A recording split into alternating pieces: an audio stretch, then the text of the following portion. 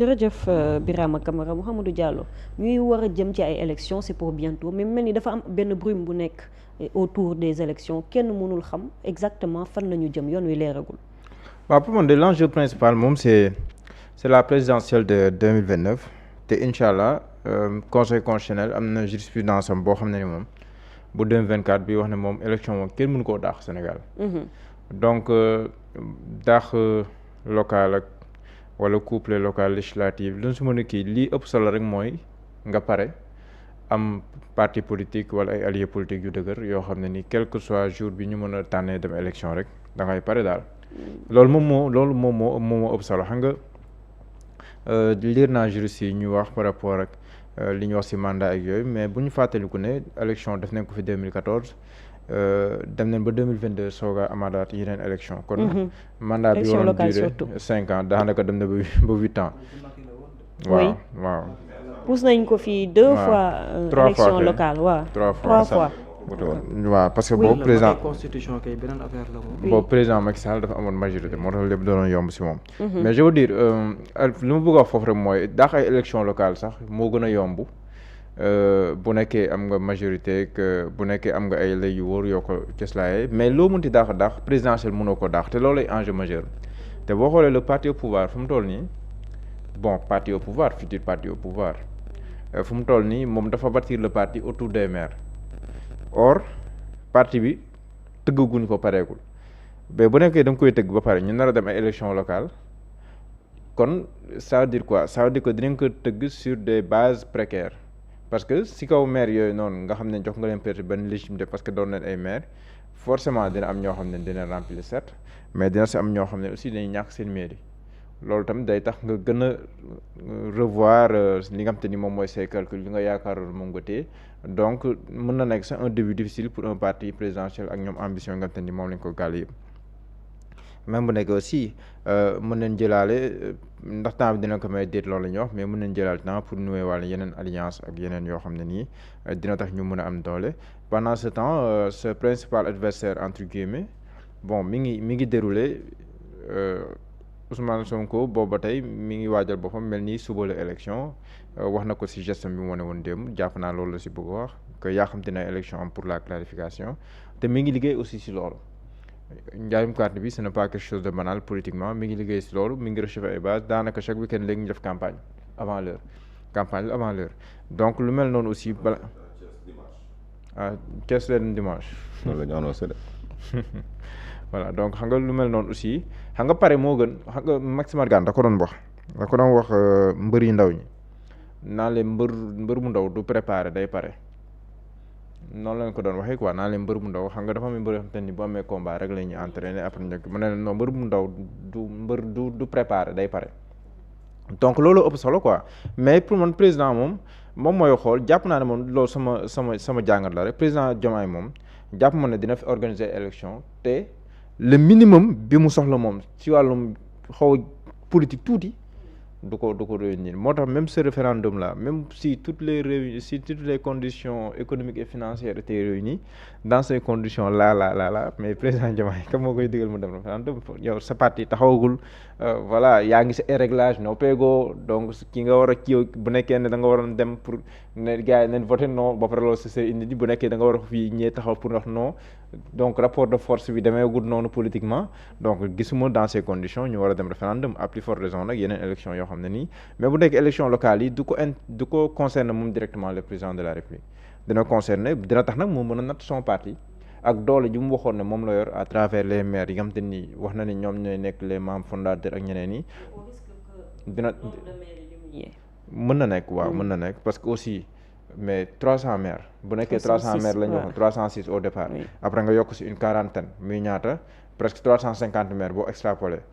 mais 350 maires sur les 557 communes mais loolu boo ko maintenir kon yow ça veut dire quoi ça veut dire que yow premier tour nga gagné boo demee 2019 boo demee 2029 maanaam sur le papier boo ko natee nga xam ne lii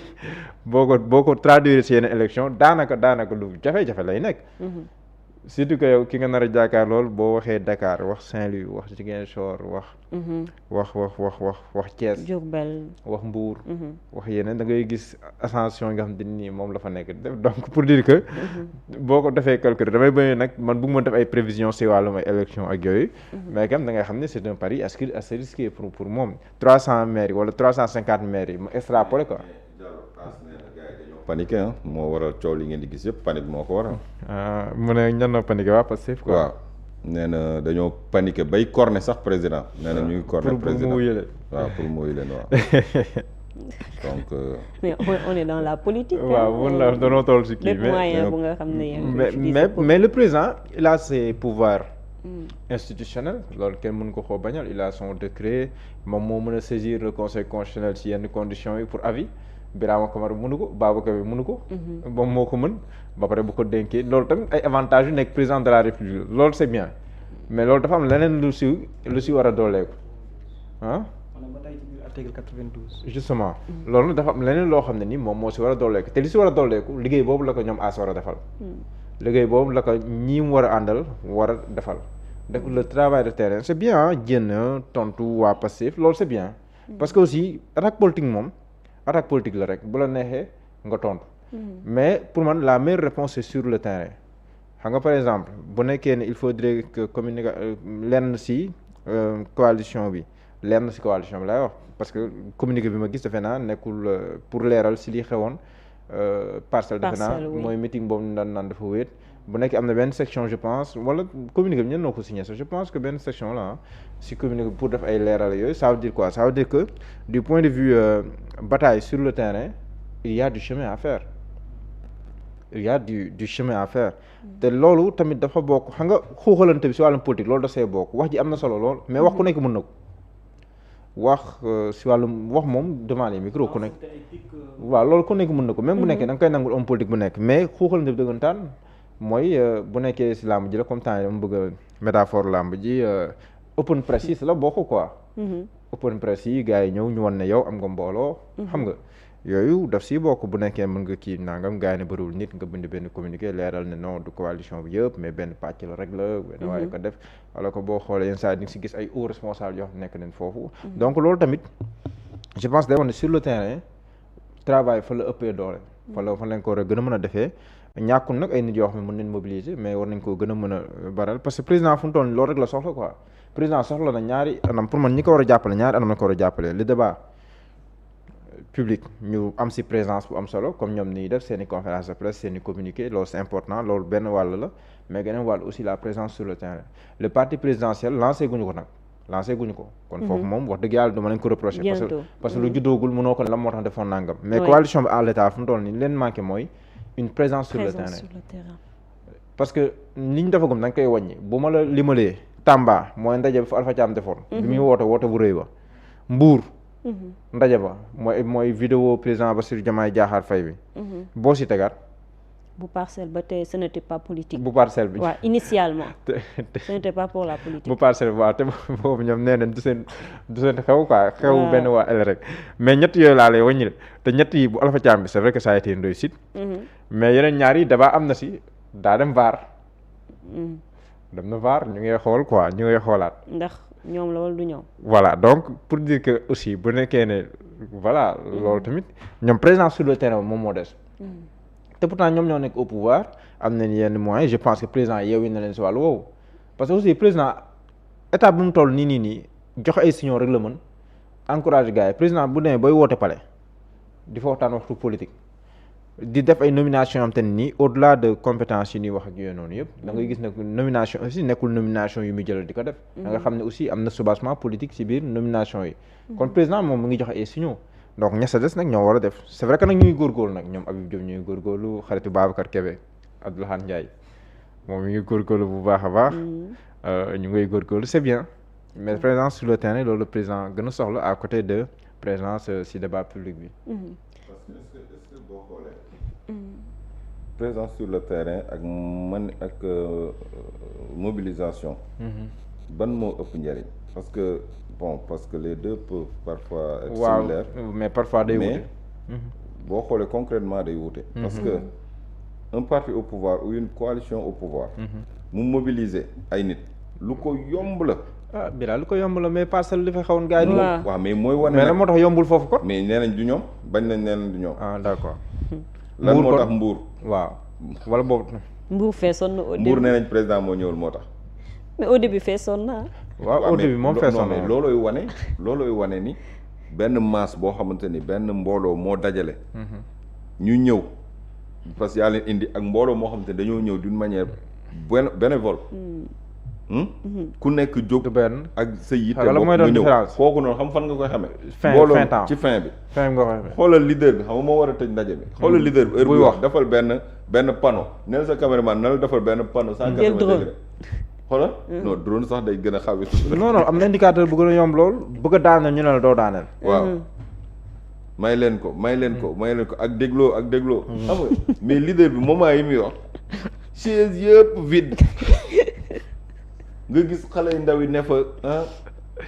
di fo di yàkkam di ngeen libérer terrain bi ndax mu ngi lëndëm ak yu demee noonu comme bi amoon Parcelles ak Idriss Seck leader bi di ñëw booy yi ngi football ci même terrain bi xam nga yooyu tamit parfois da ngay wax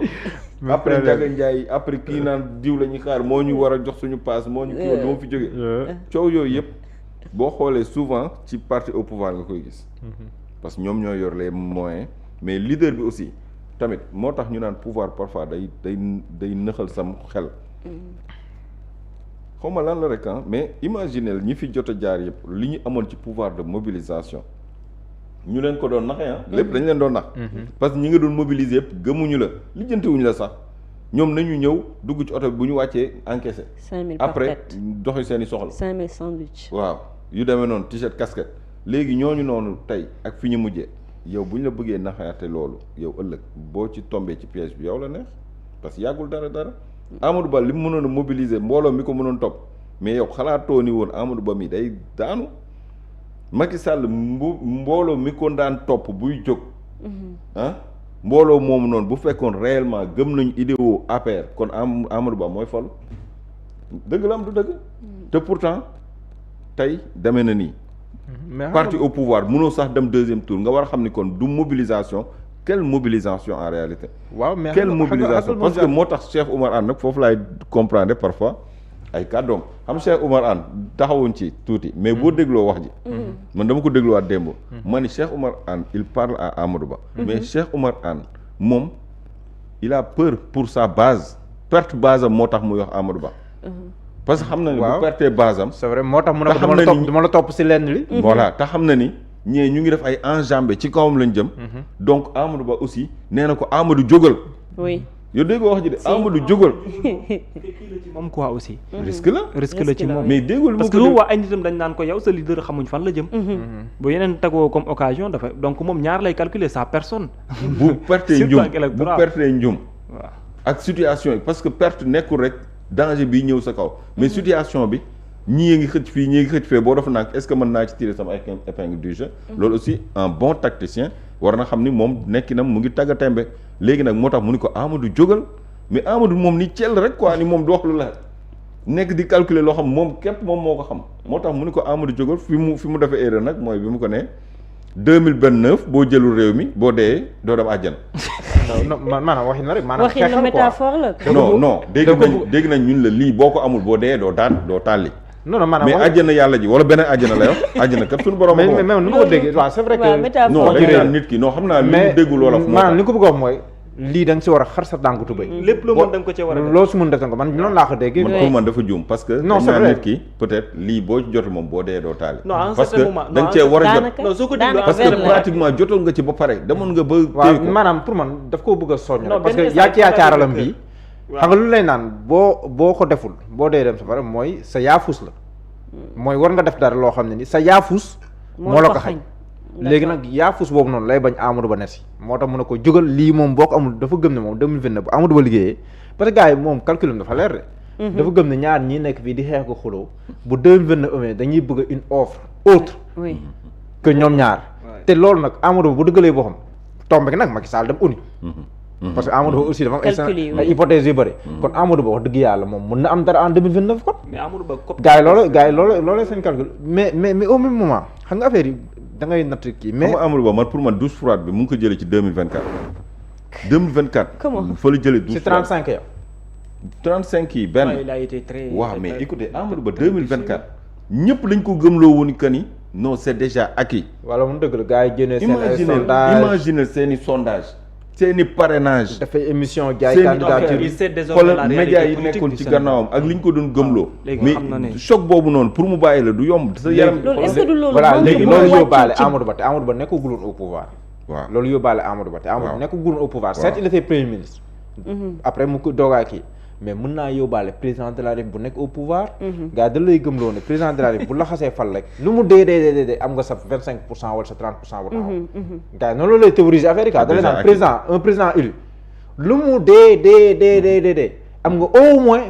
benn 25%. maanaam déjà tu as l'administration rek am nga sa 25%. am nga benn 25%. Parce que parce que da lay théoriser naan ba si deuxième tour. la Deuxième tour plupart bi du leer na temps kay lañ lay gëm. les présidents sortants lu mu dee Abdou Diouf ñaata la amoon premier tour bon je ne me rappelle plus les chiffres mais je pense qu'il avait bon damay bañ a wax ba ñu juum. mais il avait plus de ça. Président Abdoulaye Wade ñaata la amoon premier tour amoon plus de 26%. amoon na plus de Macky Sall moo amoon 26% je pense. ci chiffre yi quoi. waaw damay bañ a juum si chiffres yi quoi. D'accord. mais ñoom ñëpp ku si nekk amoon nga kon gars yi da lay gëmloo ne un président élu moom lu mu dee téye nga sa benn 30% wala benn 25% bu taxaw. léegi leen loo si léegi dolli. nii Amadou Ba. Mën nga déjà gagner plus de deuxième tour. 3 millions de parrains. waaw 3 millions de parrains après. lii moo ko- Amadou Ba tam est-ce lii que moo ko bokkul sànq. woon ci li ko waaw sànq xam nga mooy 3 millions de lii parrains. moo ko sànq dañ ko doon nax. di moitié bi nax, rek di bu ko nax. amoon moitié bi rek bu ko amoon ça veut dire quoi ça veut dire que kon président Diomaye du am 2 millions et quelques. ba amoon moitié bi kon parce que électorat bi daanaka benn la n'est-ce pas. te da ko fa ne ñu. kon deuxième tour day am 3 millions li mu ne 3 dem millions dem da ko jël fa ne parrainage par élu. mais xam Mais- waaw donc ça veut dire que moom waroon na xam ni kon lii c'est de la poudre aux yeux. yaa ngi posé question am solo présence sur le terrain ak proximité. avec la avec base le peuple waaw. mais boo avec la base mais boo cumuler ñaari ku cumuler ñaari xeexam moom day jafe c'est vrai que ñaari am na différence mën nga def xumbaay bu baree bare te fekk ne jegewoo kenn mais en réalité bu nekkee lu sincère la bu nekkee ñi di ñëw c'est sincère waxuma ñoo xam ne dañ leen lijjanti mobilisation mënu lijjanti mais bu nekkee ñi di ñëw day ñëw de manière simultanée d'une pierre tu peux faire deux coups da nga am présence sur le terrain am proximité aussi moo lay expliquer lii xew keroog Pikine li xew Pikine loolu proximité la. ba pare il n'y a pas eu de déclaration ah. non mais c'est. loolu proximité Ousmane la. Sonko dafa déclaration. c'est pas Non, besoin non. de le faire aussi. dafa dafa déclaration weekend boobu dafa ko. léegi mais- xew mooy wax. gars yi bañ nañ ko ba si gestes yi lañ ko yemale. mais wax na mbooloo bu wax na. joxoñ na. man nag monsieur fay la nii ak mbooloo bu Macky Sall ba. mbooloo bi wax na gestes yi wax nañu donc c'était un acte politique qu'il a posé un homme politique aussi ce sont des actes politiques qu'il faut poser. xam nga moom dafa am benn baromètre bu muy natte moom Ousmane Sonko parce que depuis un certain temps am na bërëb yoo xam bu fay dem du koy yëgal kenn du ko yëgal même les acteurs lu dul le matin est-ce que xam nga loolu.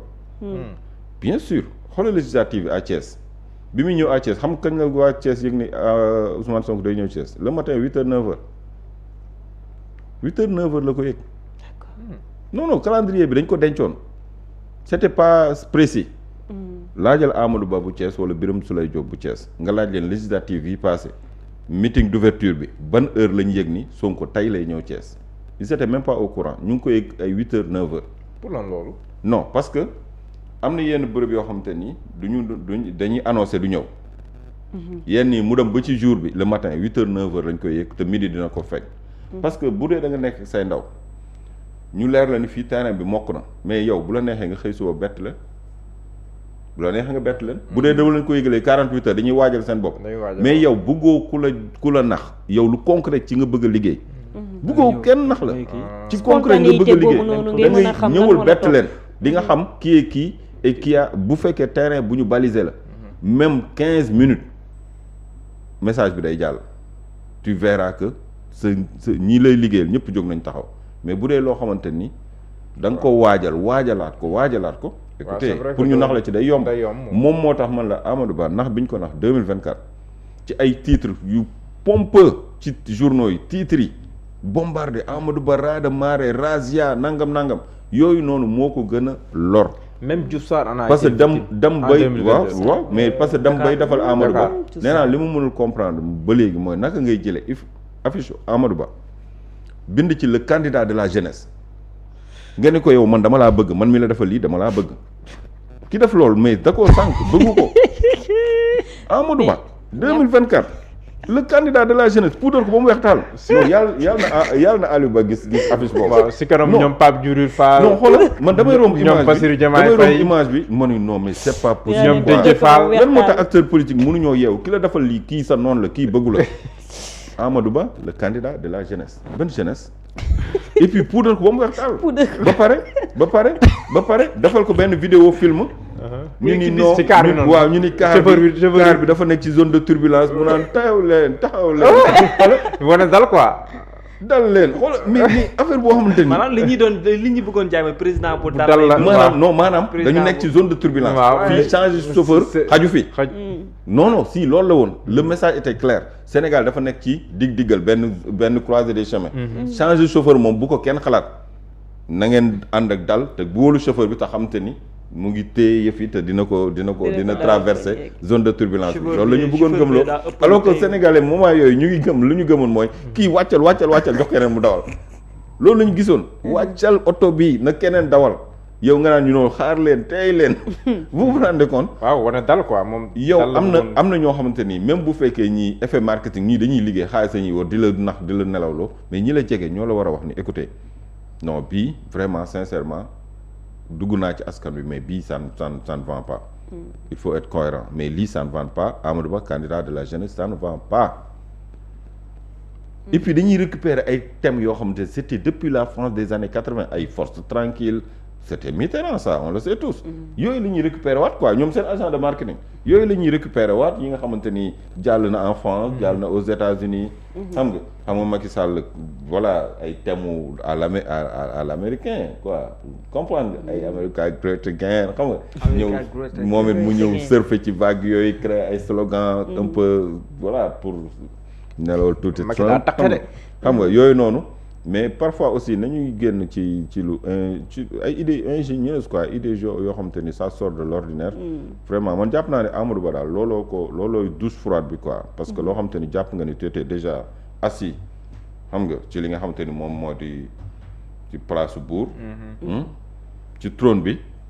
comme ça affaire yi nii ñëw wëlbatiku mënoo sax jàll deuxième tour vraiment pour nit gëmloo waat la naan Amadou jógal mais lan moo koy jógloo Amadou vraiment ak bu jógee fu mu jëm jërëjëf Babacar Kébé ba jàngat nga am ci lii nga xam ne ñu ngi ci jëm muy ay élection te kenn xamagul ba tey fan la ñuy féetoo non mais en fait man daal damaa gëm ne li yoon wax ak li ñu war a mën a dem ci wàllum yoon nañu def le tout pour jéem koo respecter parce que bu fekkee le président de la République dafa saisir le conseil constitutionnel jàpp naa ne conseil constitutionnel mënul weddi boppam ci wàllu googu noonu parce que Thiam mu ngi koy lim ci article 92 alinéa 2 bi par rapport li mu wax ci respecter ko par rapport aux autres institutions mais même bu weesoo loolu également aussi réponse bi mu joxe barki démboog Njaay rek jàpp naa ne lu bëree bëri mën na koo leeral mooy en 2024 boobu dafay clarifier mbir yi ba mu leer ne une élection am na fu muy toll mënuloo ne fii élection bii boobu danañ ma ne wuy élection présidentielle la mais même bu nekkul loolu pour respecter mandat yi déjà ci biir code électoral bi kese war naa mën a tax xam nga tantôt Mouhamed Diallo mu ngi expliqué par rapport ak en 2022 avec le président Macky Sall su ma juumulee mi fi puusoon puusaat moom wàllum constitution moom jàppoon na ne comme mu ngi ak assemblée nationale heure bu ko neexee mën naa nappaaje jàll fu ko neex te def na ko fi plusieurs fois ci biir mandat moom président Macky Sall et je pense que situation bi ñu toll nii tembe fi mu ñuy yóbbu mooy assemblée nationale bi nga xamante ni xaw na am benn contradiction politique ak l'actuel président de la République ça va être une chance pour les Sénégalais que code électoral bi li mu wax en termes d'écriture ñu mën koo respecter ci wàllum délai yi si le président de la République a le souhait de dissoudre l'Assemblée nationale en décembre il peut le faire loolu du benn problème mais balaa dara également aussi loolu yoon may la yoon jox également nit ñi au niveau de la constitution il faut essayer de le respecter organiser élection locale yi wala élection goxuxaat yi date bii la nañu fexe respecter ko à moins que la nga waxoon te nga weddi ko fu mu toll nii tembe nga continuer ci anam boo xamante ni dina mujjee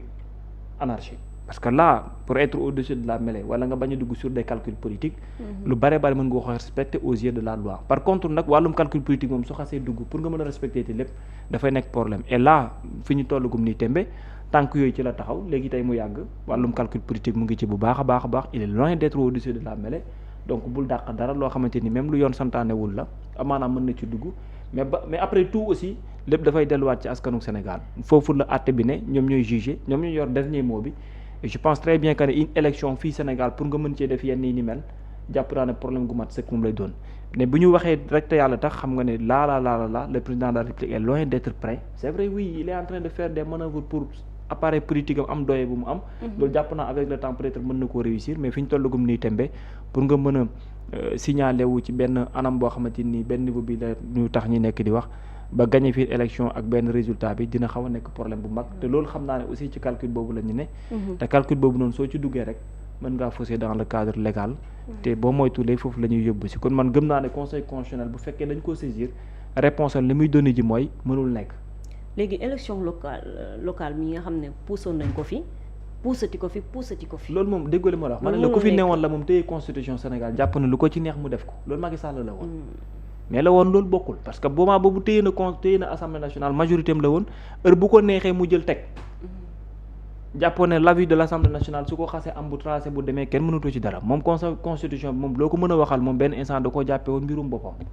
bu ko neexee mouchoir bu ko neexee fomp bu ko neexee dëgg loolu nag moom laa la wax na la actuellement ne pour nga mën a dàq élection am na benn instant boo xam ne il te faut obligatoirement l'avis de l'Assemblée nationale Assemblée nationale bu la ko may donc jàpp loolu noonu yëpp li ci ne ci benn côté bi mooy wàllum politique bi la rek ku ci ne yaa di calculer lan mooy sa doyoo mais bu loolu weesoo nit bu ñu la dénk nga nekk le gardien de la constitution ce que tu dois faire en premier c'est de faire respecter les lois et règles donc foofu bu ñu fa duggee même bu politique nekkul favorable ci yow da nga war a mën a dellu si waat ci fa nga yëkkatee woon sa loxo wax waaye mais saisir conseil constitutionnel aussi mën nañ présumer que bëgg na respecter la loi la loi parce que boo laajee conseil constitutionnel li muy présumer rek mooy bu ko jàggatu yoon léegi nag conseil constitutionnel moom parfois mu làmboo ay pouvoir étendu parfois kii conseil constitutionnel moom ay ndogalam moom kenn mënu ko ay ndogalama c'est pas prévisible bon on peut pas aussi refuser au président mu saisir le conseil pour mën a xam nan lay taxawee aussi waaw non loolu c'est au niveau c'est article 92 moo ko may mais man gëm naa ne conseil constitutionnel mënul weddi boppam jamono ji daal lépp lu yoon may le président mi ngi koy utiliser pour mën a kii ba lu ko ci yoon mayul sax peut-être foofu nag laay ba ñu yegg fa comme ki fi newoon moom day dem ba ci li ko yoon mayul te gis nga fa mujjee na ko ñeneen ñi bañ a jaar tamit jërëjëf Babacar am na solo di leen sant di leen gërëm yéen ñi ma doon bokkal plateau bi ma bàyyi leen ngeen tàggatoo jërëjëf ba suba insha allah Mouhamadou Diallo jërëjëf soxna Koumba Birama Camara jërëjëf ba ëllëg insha allah jërëjëf yéen ñi ma doon bokkal plateau bi di sant di gërëm ki nekkoon ci partie technique bi Aliou Ba sant ak ngërëm ñeen la itam ñi doon topp ci subaak léegi di leen jox dig daje ba ëllëg incha allah jërëjëf